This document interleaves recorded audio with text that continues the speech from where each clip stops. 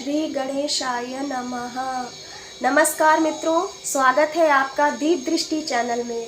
और दीप दृष्टि चैनल में आज हम पढ़ने जा रहे हैं प्रोफेसर रहस बिहारी द्विवेदी जी की कविता तन मनो भारतीय कथम कल्पताम। तो चलिए पढ़ना प्रारंभ करते हैं। तन मनो भारतीयम कथम कल्पताम।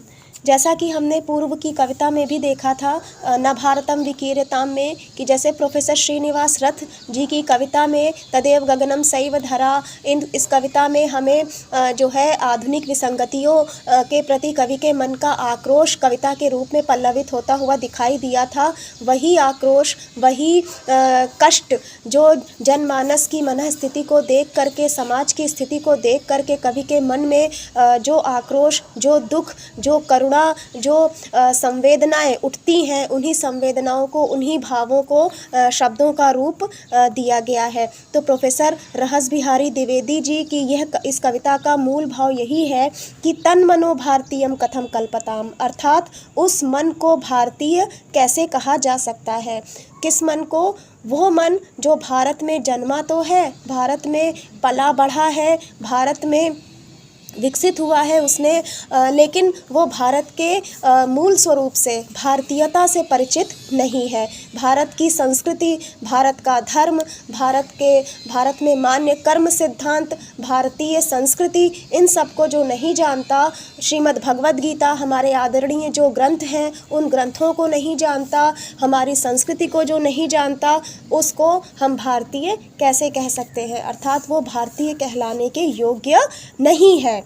तो चलिए पढ़ना अब शुरू करते। यही इस कविता का मुख्य भाव है। ये न जानन्ति वेदम न रामायणम। हम जानते हैं कि हमारा देश भारत विश्व गुरु के पद पर अधिष्ठित रहा है।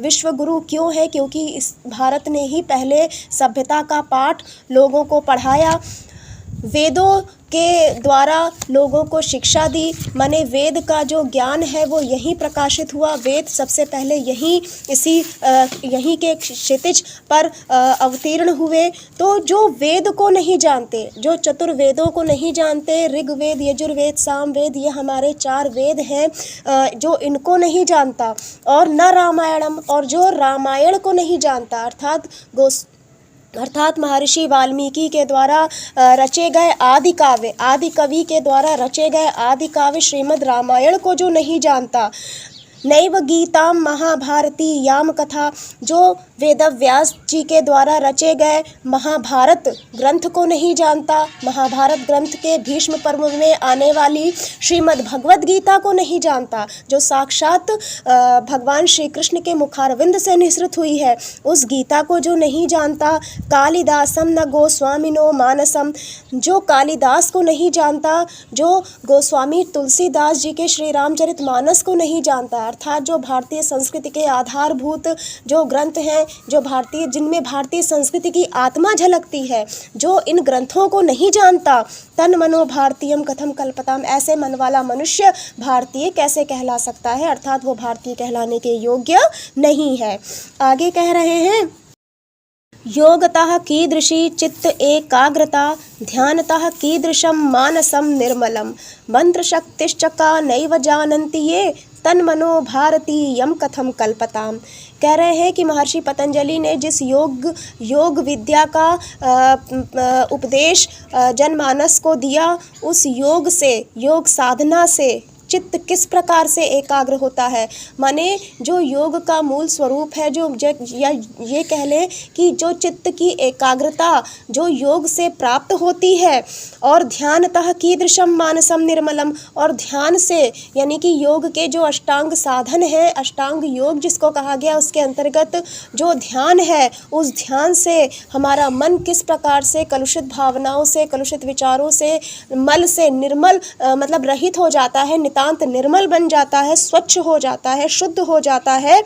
मंत्र शक्तिश्च का नैव जानन्ति ये, और जो ये नहीं जानते कि मंत्रों की शक्ति क्या होती है। मंत्रों की शक्ति से आग जलाई जा सकती है, वर्षा की जा सकती है। तो मंत्रों में इतनी शक्ति होती है कि इस तरह के कार्य मंत्रों के द्वारा, केवल मंत्रों का उच्चारण मात्र करने से, मंत्रों का अभिधान मात्र करने से जो है हम क्या नहीं कर सकते, यानी कि मंत्रों की जो अपरिमित शक्ति को नहीं जानता।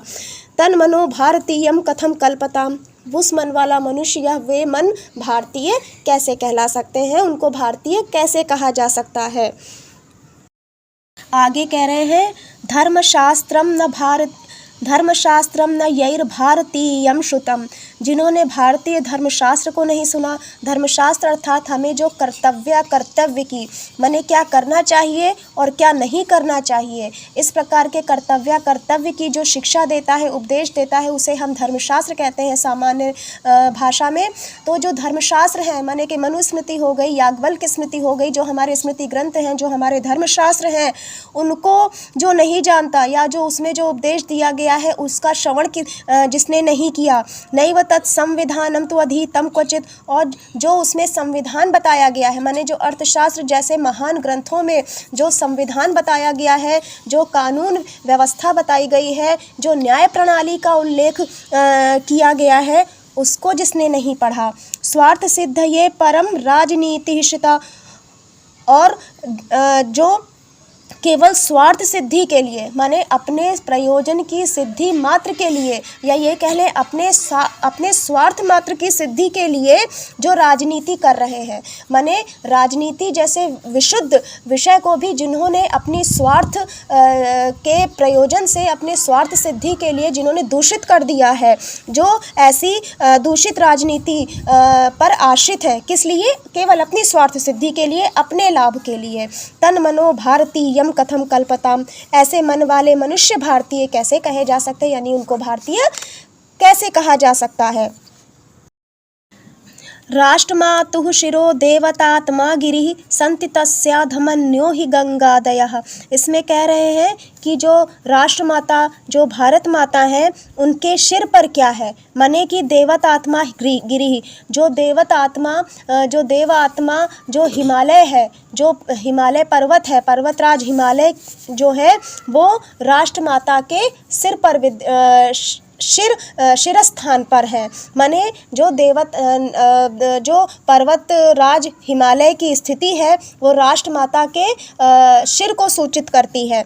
संति तस्याधमन्यो हि गंगादयः, और जो गंगा, यमुना, सरस्वती आदि पवित्र नदियां हैं, वे नदियां क्या हैं? इन भारत माता की धमनियां हैं, माने जो उनका जल है वो भारत माता के शरीर में बहता हुआ रक्त है, माने कि गंगा आदि जो नदियां हैं वो भारत माता की, राष्ट्र माता की धमनियां हैं। केश राशिस, अब केश राशि क्या है?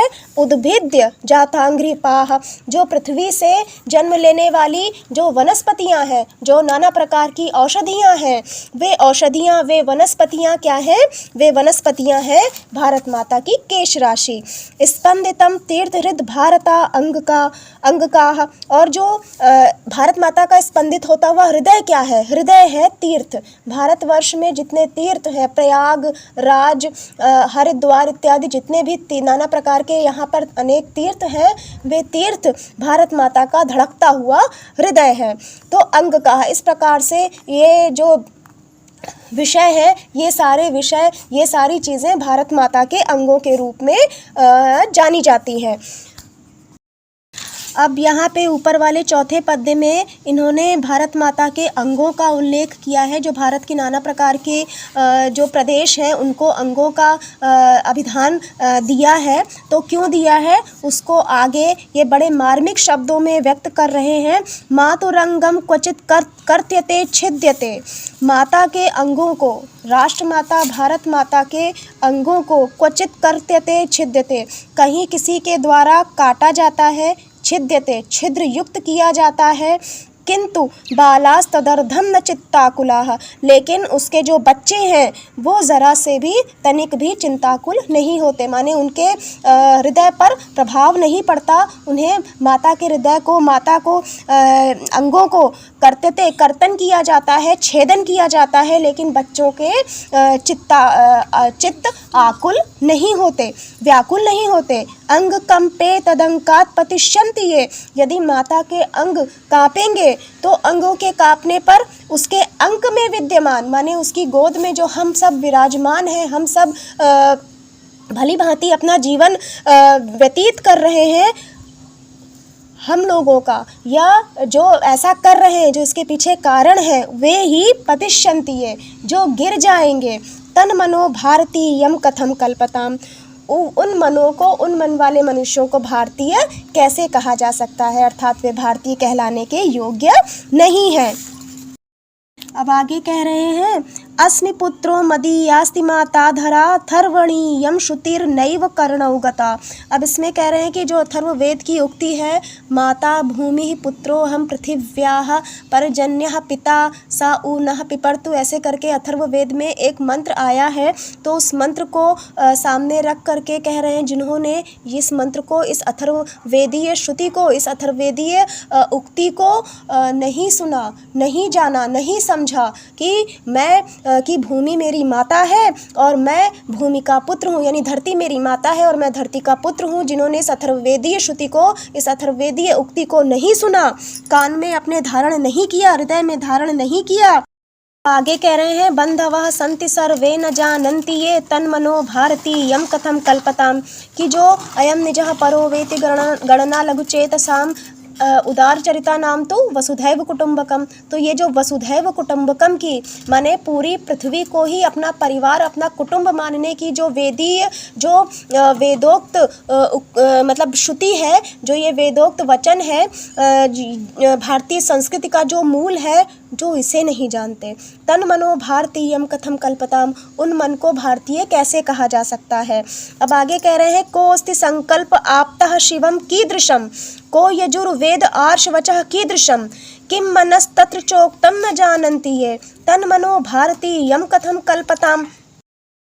अब इस पद्य में जो आपने वेद वाली पुस्तक है आपकी, उसमें शिव संकल्प सूक्त पढ़ा होगा, जो यजुर्वेद का सूक्त है। और जो उसमें जो शिव संकल्प सूक्त में जो मन जिसका देवता है, उसमें मन के शिव संकल्प वाला होने की जिसमें कामना की गई है, इस सूक्त को आपने अवश्य पढ़ा होगा, नहीं पढ़ा है तो आगे पढ़ेंगे।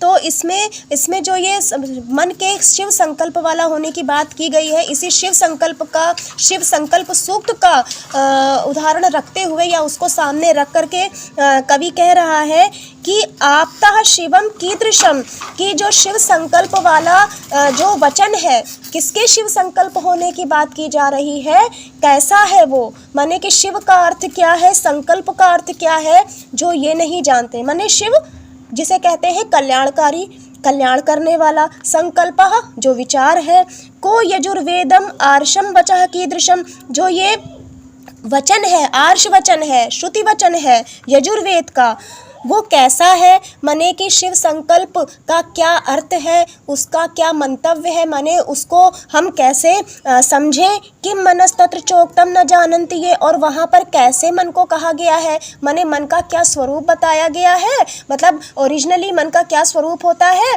और मन को हमें कैसा बनाना है, जो ये नहीं जानते। माने जो शिव संकल्प सूक्त से जो मन के शुभ विचारों वाला बनने की जो कामना हमारी भारतीय संस्कृति में की गई है, वेदों में की गई है, जो इसे नहीं जानते, तन मनो भारतीयम कथम कल्पताम, ऐसे मन भारतीय कैसे कहे जा सकते हैं।